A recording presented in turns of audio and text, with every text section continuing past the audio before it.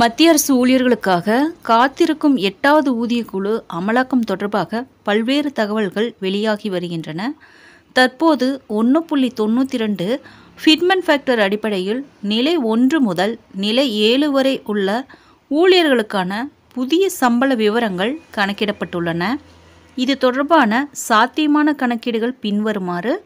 Level 1 அடிப்படை சம்பளம் 18,000, புதிய அடிப்படை சம்பளம் ரூபாய் 34,560, HRA 10,368, TA 1,350, மொத்த சம்பளம் 46,278, கழிவுகள் பார்த்திங்கன்னா 3,706, நிகர சம்பளம் 42,572 ரூபாய். லெவல் 2 19,900 ரூபாய், திருத்தப்பட்ட அடிப்படை 38,208, HRA ரூபாய் 11,462, TA ரூபாய் 1,350, மொத்தம் 51,020 ரூபாய். கழிவுகள் 4,071 ரூபாய். நிகர சம்பளம் ரூபாய் 46,949 ரூபாய். லெவல் 3 பார்த்திங்கன்னா 21,700, அடிப்படை பார்த்திங்கன்னா ரூபாய் 41,664, HRA 12,499 ரூபாய், TA ரூபாய் 3,600, மொத்தம் 57,763 ரூபாய். கழிவுகள் 4,416 ரூபாய். நிகர சம்பளம் ரூபாய் 53,347.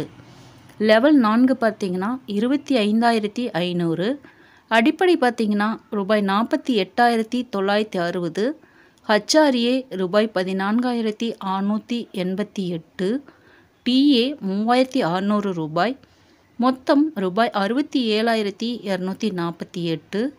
கழிவுகள் பார்த்திங்கன்னா ரூபாய் 5,146. நிகர சம்பளம் ரூபாய் 62,102. லெவல் 5 பார்த்திங்கன்னா 29,200, அடிப்படை பார்த்திங்கன்னா ரூபாய் 56,064, HRA 16,819, TA பார்த்திங்கன்னா 3,600, மொத்தம் ரூபாய் 76,483. கழிவுகள் 5,856. நிகர சம்பளம் ரூபாய் 70,627. லெவல் 6 பார்த்திங்கன்னா 35,400, அடிப்படை பார்த்திங்கன்னா ரூபாய் 67,968, HRA ரூபாய் 20,390, TA 3,600, மொத்தம் ரூபாய் 91,958. கழிவுகள் ரூபாய் 7,247.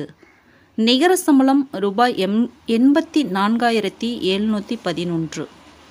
லெவல் 7 பார்த்திங்கன்னா ரூபாய் 44,900, அடிப்படை 86,208 ரூபாய், HRA ரூபாய் 25,862, TA ரூபாய் 3,600, மொத்தம் ரூபாய் 1,15,670. கழிவுகள் ரூபாய் 15,931. நிகர சம்பளம் ரூபாய் 99,739.